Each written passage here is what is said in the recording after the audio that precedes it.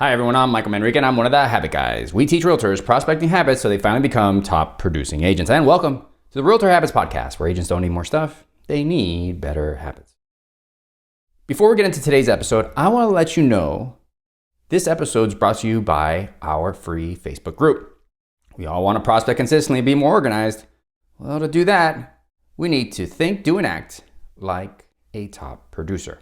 Watch us prospect live and teach you every week for free in our Facebook group how to get more expires listings, FSBOs listings, how to connect with your sphere. Learn how to not sound salesy on the phone and instead make friends. All you have to do is visit us at www.habitguys.com/Facebook. Again, that's habitguys.com/Facebook, and learn all the skills top producers use in their day-to-day business. If you know anyone that can gain value from this podcast, please do us a huge favor and share it with them. We're here to help as many realtors as possible, and we appreciate your help to do so. All right, let's get into today's episode. Today's episode is called 3 Ways to Minimize Social Media Distractions While Prospecting. So a common theme that I hear from students or realtors is just knowing that they should be doing better, right? Knowing that they should be connecting more via calls or doing other activities that would allow them to connect, but that's a core. There's something getting in their way. Now, the thing getting in the way that I want to talk about today that probably impacts all of us because most of us have a smartphone is social media in itself. Now, it's important to understand that social media and these the individuals that create, these engineers that create these apps, create these smartphones, they understand human behavior. So what they do is they leverage human behavior to have you stay on the app as long as possible. Keep your attention on the app as long as possible.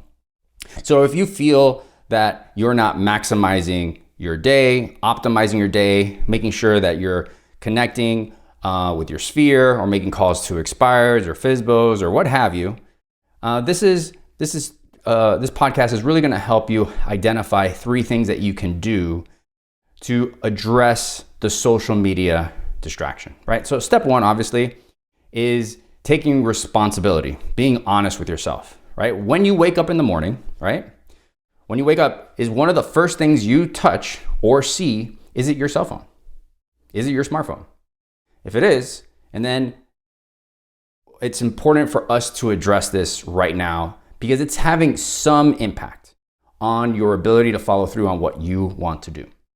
So step 1 is removing that smartphone from your environment. So from the moment you wake up, if you're rolling over and tapping snooze on your smartphone, instantly you're going to be behind your schedule or your intended schedule.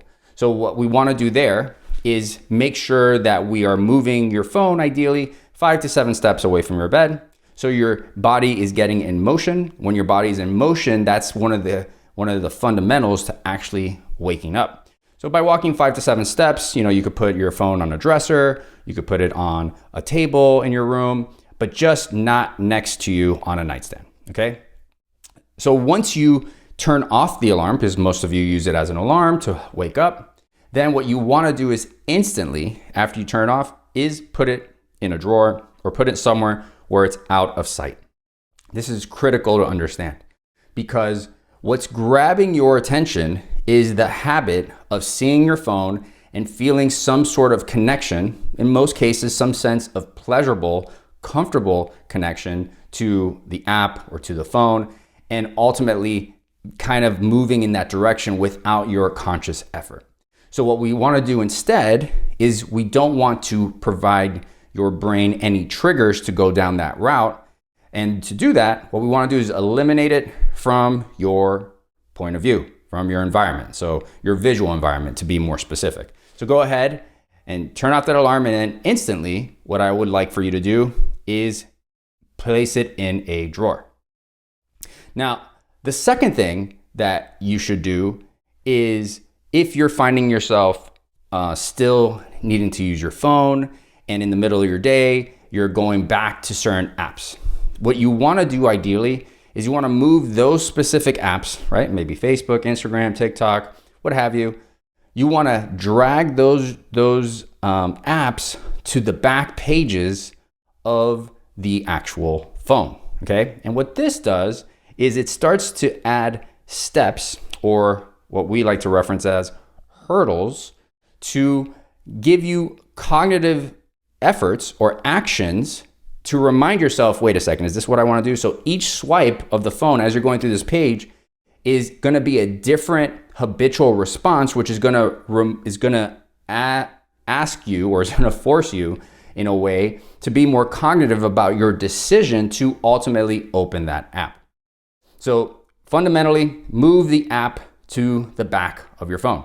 And a good metaphor to think about how powerful this is thinking about a comparison of a 40-yard dash without hurdles and with hurdles. So a 40-yard dash with hurdles, the fastest person to do that wouldn't even qualify to running the race in the Olympics with just the 40-yard dash.